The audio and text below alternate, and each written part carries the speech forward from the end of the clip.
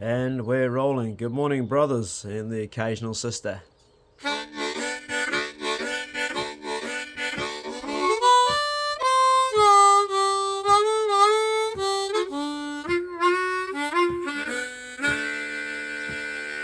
Take my hand when my time has come.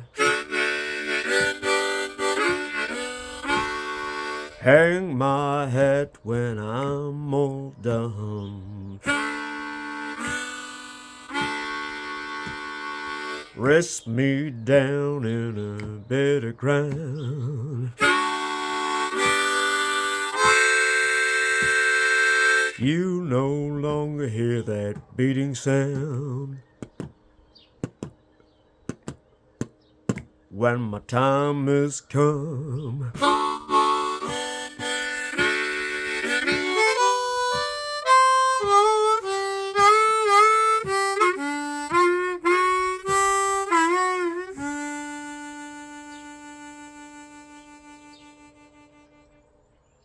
I can remember my dog Bruno when he was dying.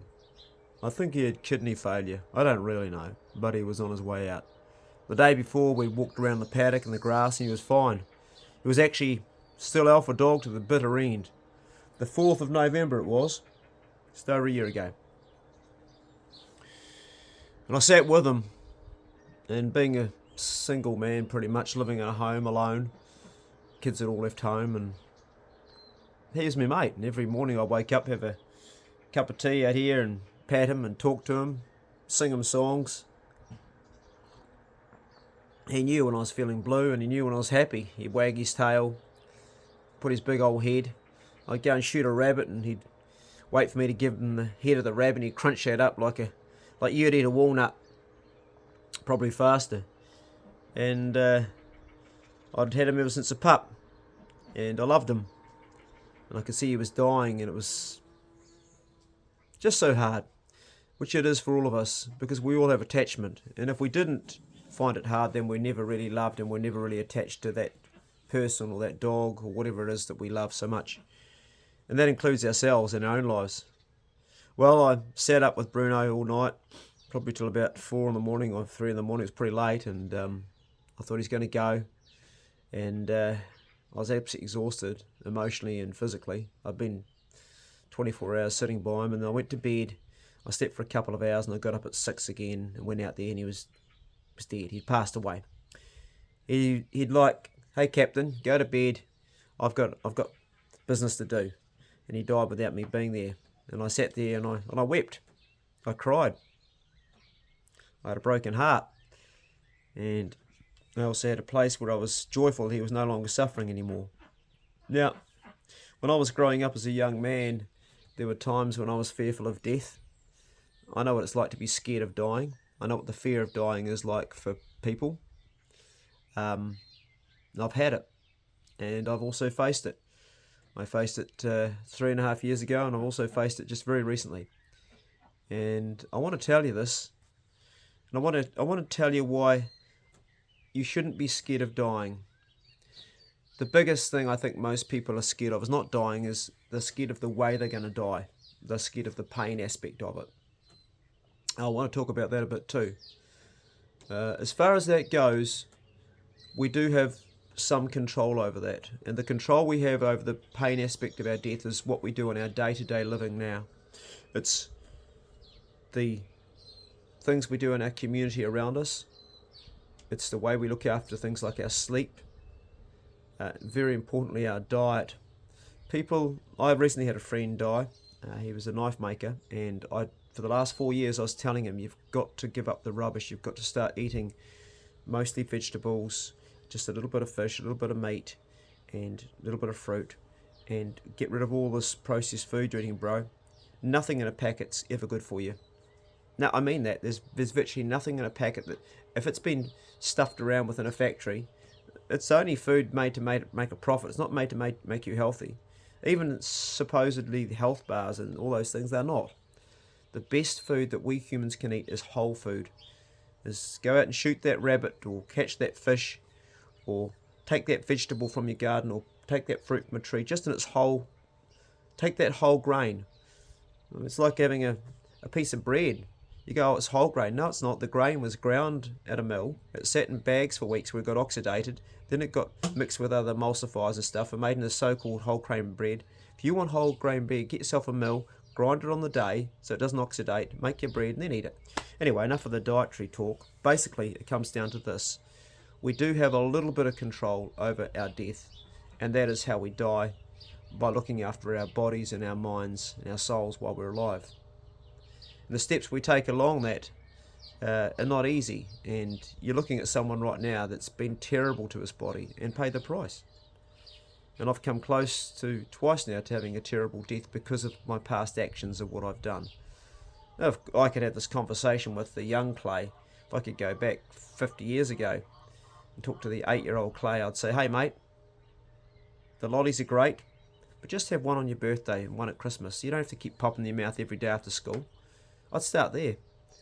I'd say to myself when I was a teenager, hey mate, yep, smoking gives you a buzz. Try it once, feel a bit dizzy, and don't ever do it again, because it will serve you no good.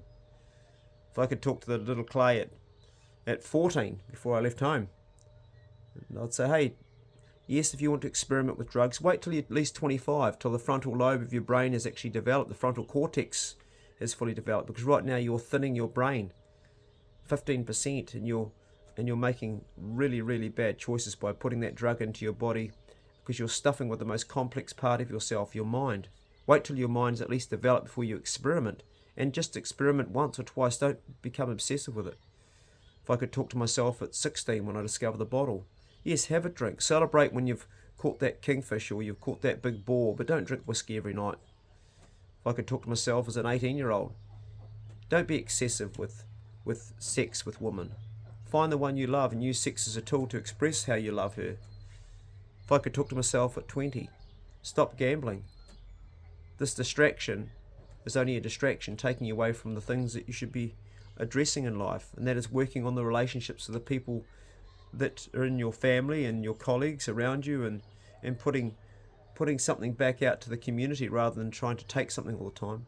If I could talk to myself at 27, when I was just getting ready to leave home, I would say, leave home, do that, be adventurous, do that, but be wise about your actions to every place you go. Don't get yourself into these situations where you're nearly getting yourself killed.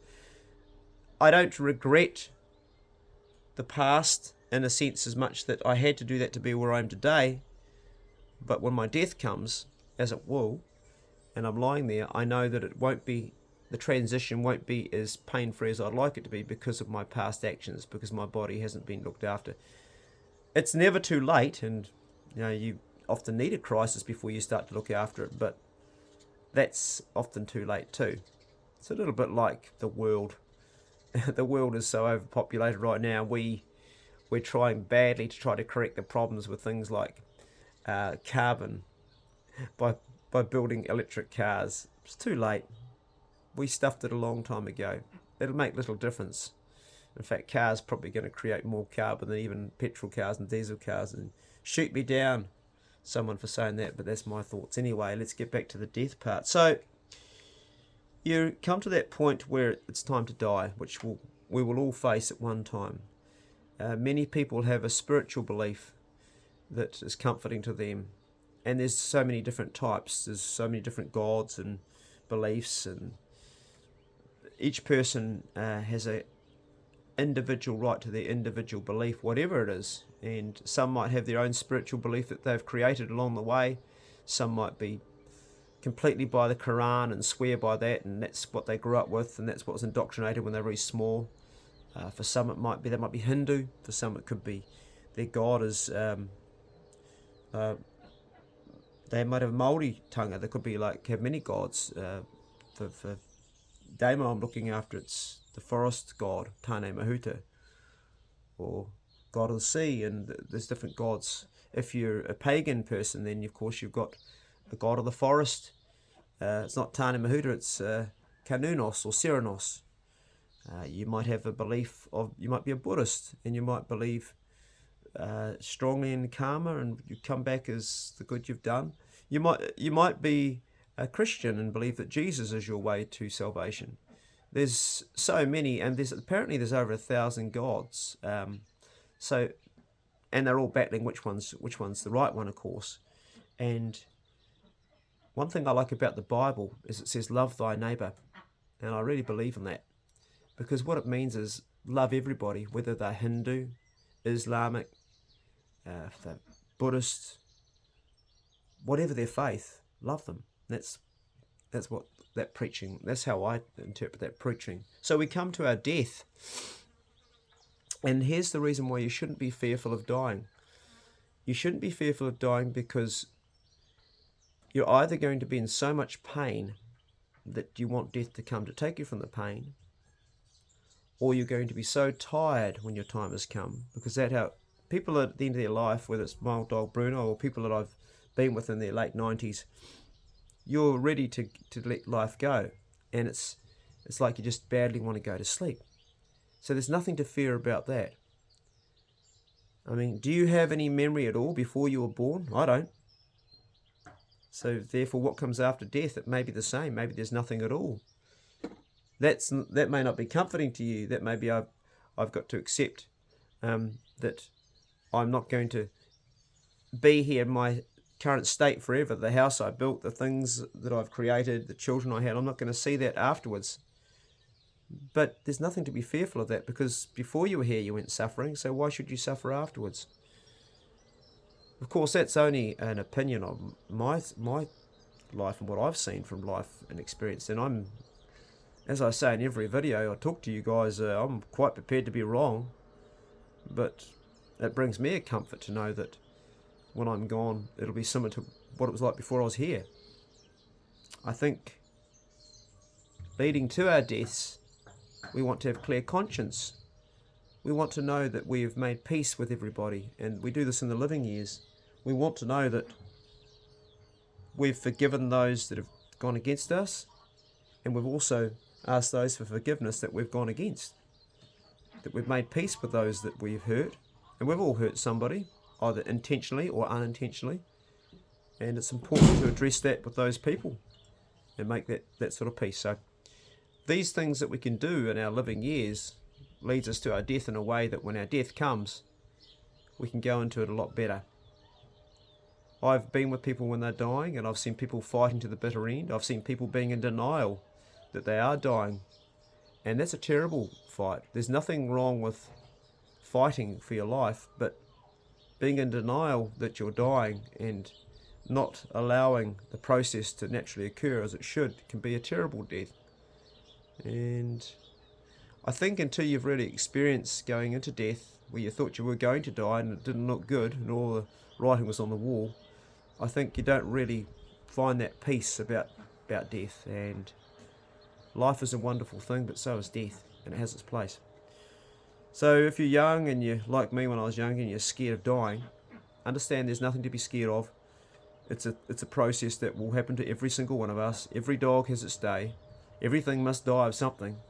You will die of something. And when you do, you'll go into it based on how you're living now, your life now, and how you're working out the things in your life. And you might need now to find your spiritual path, or your physical path, or your emotional path, or your mental path, or your just overall meaning to being here. And that's part of the journey and part of the joy of living. But all these things will lead up to how you die. These, as I said before, are only my views. I hope they're in some way some comfort to my brothers. Have a great day.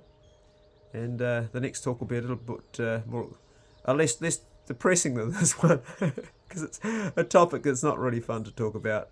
It's not a fun thing, but the Bro Check Club was never about that. The Bro Check Club is about us addressing things that we experience, feel, and live, and trying to find some questions to some of the answers that are within us. Have a great day. Make it a great day, and go steady. And I'll see you in the next Bro Check Club video. See you later, brothers, and the occasional sister.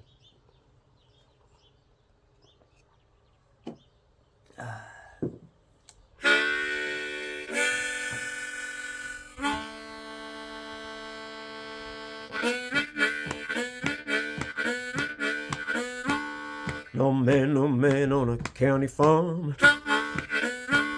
No man on a county farm. No man on a county farm. No man on a county farm.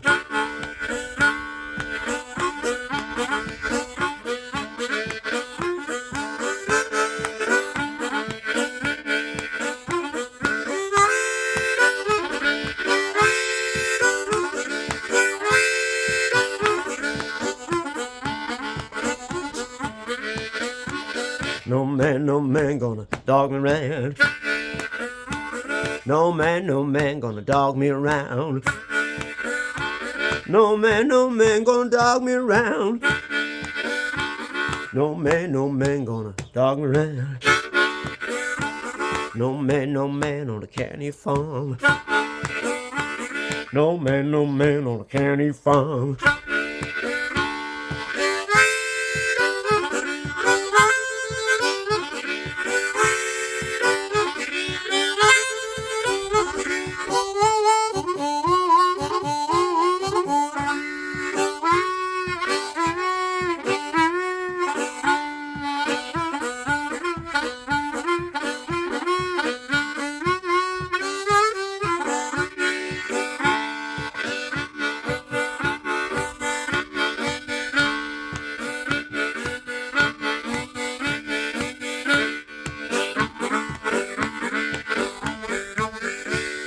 No man on the county farm. No man on the county farm. Well, raise your hands, raise your hands. Well, raise your hands, raise your hands. Say, hey, Lord, here I come. 'Cause on the county farm, my work is done. Yeah, Lord, my work is done. Hey, Lord, my work is done. Time to go, 'cause I had my fun. Oh, well, life has been some fun. Now call me Lord when my day has come. Oh, call me Lord when my day has come. Old Joshua, he was the son of Nun. He didn't stop his work till the day was done. Joshua fought a battle around Jericho and the walls came tumbling down. Ho!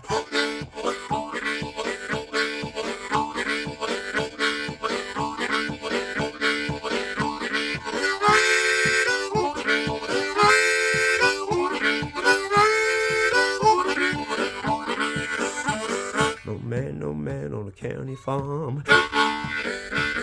No man on the county farm. No man on the county farm. No man on the county farm. Ho!